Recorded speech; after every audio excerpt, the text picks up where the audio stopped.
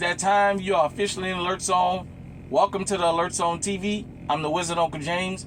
I would love for you guys and girls to be an active citizen. You already know how to do that.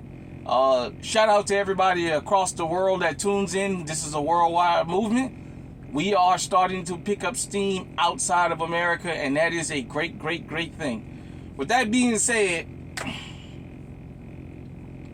I wanted to talk about something that needs to be talked about. And before I go into this, I want to make something understood to people that may see this channel for the first time. When I talk about encounters with law enforcement, I'm doing it from a standpoint of us being legally armed and having a firearm with us. We have people from law enforcement that support the channel. I don't have an issue with law enforcement. The difference with the Alert Zone is we talk about criminality across the board. A criminal is a criminal. Whether there's an everyday citizen, whether it's a political criminal, or whether it's a law enforcement criminal. Everybody gets the same treatment. We go across racial, ethnic, gender, professional lines and all that. Because we can't just call out Pookie and Ray Ray and leave everybody else alone, because that's why we in the mess we in now. With that being said,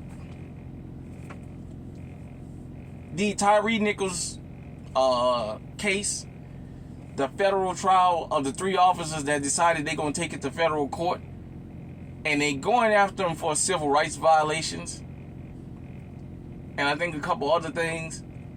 My guess is they trying to take the federal charge, because if they go to prison, I think it's going to be less time if they go to the feds as opposed to the state. Now, the state may step in afterwards and give them state charges, and if they run everything consecutive, well, then they won't ever get out.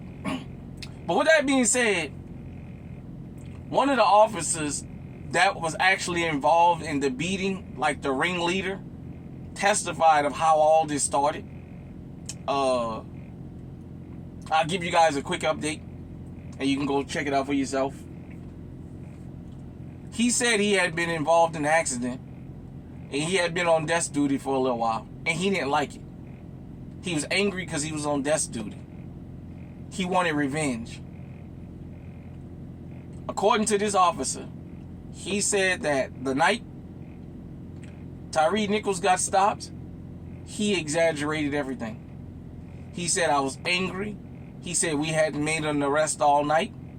He said, I was just looking for somebody, and Tyree Nichols happened to ride by in a Nissan. He said he followed Tyree Nichols. He said I ran his plate. Now, he says Tyree Nichols sped up to cross a light before it turned red, which we all do that. He also said I ran his tag and it came back clean. He didn't do anything wrong, except he just happened to cross my path when I was on the prowl. This officer also stated there was never a police chase. So where the body camera picks up at is where it picks up. He said there never was no vehicle chase. Tyree Nichols, for those of you who said he shouldn't have fled and he should have just pulled over, this officer says, I followed him. He pulled over in the turn lane with his signal. I got behind him. He said I had already called him back up and exaggerated the situation. And one of the guys that's on trial showed up. They called themselves the Smash Brothers because they were supposed to be the 2 most ruthless ones out of the gang, out of that Scorpion unit. And that when they walked up to him and pulled him out of that car, they never told him what they was doing that for, and he didn't do anything that warranted that.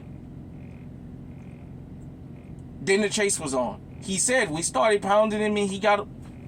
What do you expect when you're sitting in a car? You get pulled out of a car, you're getting pounded. The police don't even tell you what they're stopping you for. He said, this officer, Tyree Nichols was never a threat to them. You can look at those guys and look at him. Let me explain something to those of you who don't know about law enforcement. These special units, they don't put little scrawny guys and girls in these special units.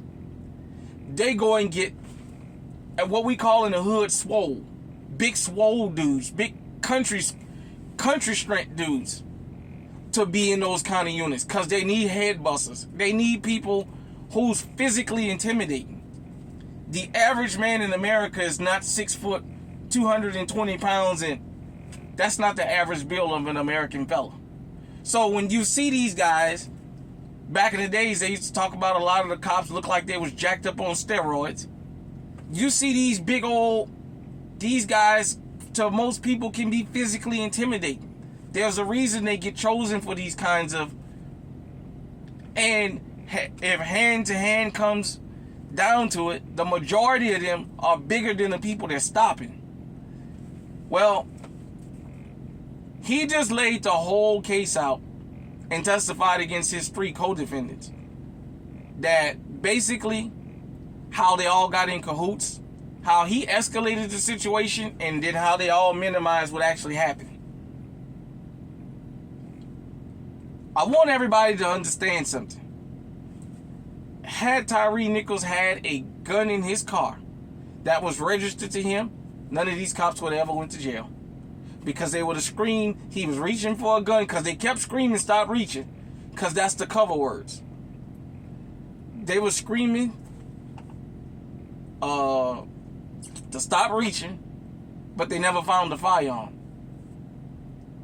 This officer admitted it just so happened this man drove up. Tyree Nichols could have been anybody out there at the alert zone that's listening to me right now. He just so happened to be the car that pulled up. And the excuse was he was in a Nissan, was supposed to be a high theft vehicle. I want everybody to understand something. I don't care where you come from. Go on YouTube. Follow this case. Follow the testimony of the officer and let him tell you, because he was there. Let him tell you the mindset that they have. Let him tell you what their nicknames and what they went out and consistently did. And this will give you a vision into why you hear some things from the black community about policing. Just go and see it. You know, I did the video message to law enforcement, and I've had a whole bunch of non-black Americans reach out to me and tell me they've had the same experience. Let me explain this to you. All law-abiding citizens, not only in America, but across the world, you are just one angry cop away from getting killed. Here in America, we're one angry cop away from getting our fucking heads blown off. And imagine, when they search your car and find your legally owned pistol, like Geronimo Yanez, once Philando Castillo told him, I got a registered firearm and I got a concealed carry permit, he was able to get away with murder. He shot that man. He told that man, give me your license. The man reached for his license. He shot him and killed him and said, I told you don't reach. But he had a gun. Before I go, there was one other thing this officer mentioned, that if you're new to this channel, you need to go back. We got over almost 600 videos on this channel now. Put it on your playlist. When you riding in your car, when you cleaning the house, and you want something educational to listen to, put this channel on. I've told you guys and girls, because of my personal experiences with law enforcement, when I talk about this stuff I see, the majority of this I can relate to. I've went through it. I've walked these shoes. I know what it's like to get punched in the face for nothing. I know what it's like to be outside when it's 110 degrees outside and get stopped walking up the street, and the cops make me put my hands on the hood of the car that they've been riding in all day and tell me if I move, they're going to punch the piss out of me. I know what it's like to take my hands off the car and the next thing I'm on the ground, getting feet and hands put on me. I know what that's like. I know what it's like to have the jump out boys pull me over and yank me out of the car and start searching. Not ask me, can they search, just yank me out of my car. I know what all that is like. I know what it's like to be smart and keep my hands where them bastards can see me at all times. That officer testified, Tyree Nichols had multiple officers screaming multiple commands at him, and it confused him. This is what they go to training for. They're trained on how to do this. Cop City that they're protesting in Atlanta, they're trained to do this. If one tells you, let me see your hands, and the other one tells you, turn the car off, and the other one screaming, let me see your hands, go to jail for not turning the car off. Don't reach, because then the one who told you, let me see your hands, will start shooting and say, but I told him to show me his hands. It don't matter that you told him turn the car off. You know, there was a movie Jamie Foxx played in, I forget the name of it. And sometimes we don't understand how movies coincide with real life. David Alan Grier's character is a cop. I forget the name of the movie. And they got guns pointed at Jamie Foxx. David Alan Grier puts a smirk, looks around and screams gun, and everybody starts shooting. This case here, Tyree Nichols, if you've seen that video, if you're keeping up with this, go back to this channel and you can go back to any of these encounter with law enforcement videos I've done on this channel, and you can take out something that happened that night and say, damn, Uncle was talking about this back then. Because I had High Alert TV before Tyree Nichols happened, and I had already talked about that from my previous experiences. I know what it's like to come home 1 o'clock in the morning and the police stop you and ask you what you're doing outside this time of night. In New Orleans. For those of you who never been to New Orleans, if you see somebody with a button-down, long-sleeve white shirt, black pants, and black shoes, more than likely they work in hospitality, a hotel or a restaurant, in a tie on, or a jacket, a black blazer jacket with them. My first job was in a restaurant in the French Quarter. In New Orleans, when people dress like that, everybody already know you do some kind of restaurant work. Why would you be asking me if you know New Orleans back then, the French Quarter closed late, where I'm coming from? I smell like food, I'm coming from work, sir. Next thing you know, I'm in handcuffs. Well, what did I do? Stop asking me what you did. I'm gonna search you. I know what that feeling is like. I know what it's like to be sitting on the porch as a little young boy and have the police pull up and turn our music off and tell us go find something to do. We're not bothering nobody. We sit on the porch listening to music. I know what it's like. Yes, law enforcement has a dangerous job to an extent. The problem is they love flexing their muscle on the most defenseless people. There's guys and girls that love to go hand to hand or gun for gun with law enforcement. They're afraid to engage them. Got a group up here from Venezuela now. Made it clear publicly, yeah, we got a green light on y'all. When them cops was whooping their ass in Times Square, that was the perfect time for law enforcement to pull the firearms out and start blasting. And yet they found enough restraint not to shoot none of them. I'm going to say this and I'm going to get out of here. Make your encounters with law enforcement as quick as possible. The longer you sit there, the more and more likely you are for something to happen to you. It may annoy you. Yes, sometimes getting stopped by law enforcement is annoying, and they know all this.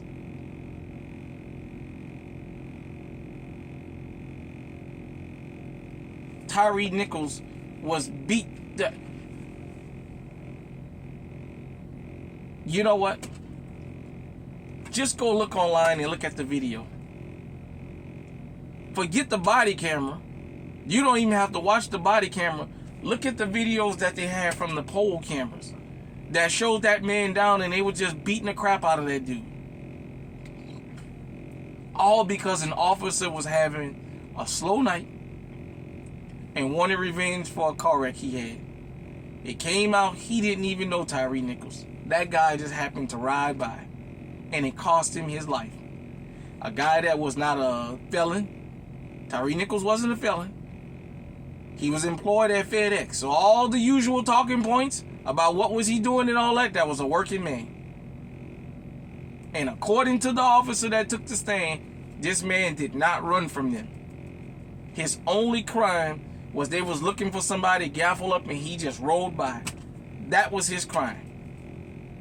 He exaggerated because he knew when the rest of the goons show up, they was going to be ready to put hands and feet. And that's exactly what he did. I know what it's like. Knock on wood, I've gotten lucky. I've never had a cop actually put dope on me, but I've had him threaten. You better shut up. Don't question me. I stopped you because I felt like it. I'll put something on you. You go to jail. I'll find something to take you to jail for. On the side of the road ain't where you argue with these guys. And even Tyree Nichols didn't argue with these guys, and look what happened to him. For all y'all who love to talk about why didn't he just comply, the officer got up there and said that man did everything we did, told him to do, and we still kicked his ass and killed him. When they pull you over, driver's license, registration, insurance, if they're going to give you a ticket, fight it in court. Don't take your chances on the side of the road. Because you never know. And all they need to know is they found a firearm in your car that's registered to you, and they'll all get on the code and say he reached. Geronimo Yanez proved that they can get in front of a jury, even on camera, and kill you, and because that gun legally belongs to you, the jury will let them walk. And a lot of these pro-Second Amendment guys and girls who claim they love the Second Amendment so much gonna turn a blind eye. They gonna act like they ain't seen nothing. You don't believe me? Go ask Philando Castillo family how much of these guys and girls that be online screaming about how they love the Second Amendment so much, they didn't even so much as reach out to the family. Hopefully all these guys get what they deserve. But let this be a teaching moment. For all of you who say just comply, he followed the rules and he lost his life. Philando Castillo followed the rules and he lost his life. At the end of the day, you don't know who's behind that badge and what their motive is. If you know you've done nothing wrong, assume they're looking for trouble. Driver license, registration, insurance. Yeah, how you doing? Sometimes you gotta swallow your pride and smile at the fucking devil.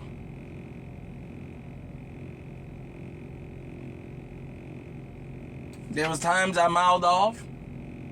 There was times I went along to get along and swallowed my pride. Didn't like it, but you know what? I'm sitting here living to tell you about the story. I'm not a hashtag.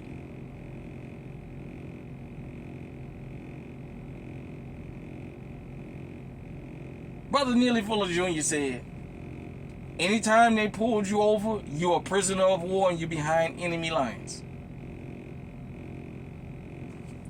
Anytime I get stopped by law enforcement, that's the way I conduct myself. I'm a prisoner of war behind enemy lines. And I'm going to move accordingly. I've had some officers that they've given me my ticket. I knew I was wrong. I signed my ticket and went. I've had officers give me tickets when I know I ain't did nothing wrong and I won in court. Believe me, I know the feeling of getting agitated. But you better understand something. These guys and girls are trained to see when they're agitating you. Once they see they're agitating you, they escalate it. They're not trained to de-escalate. Don't believe that. Even the officer in this case said, we were trained to intervene, and yet I didn't intervene. We beat that man and killed him. Hit me in the comment section, let me know what you think, because this is a worldwide movement. Not only does this happen in America, it happens around the world. So, be careful out there. Stay safe, stay armed, stay on high alert.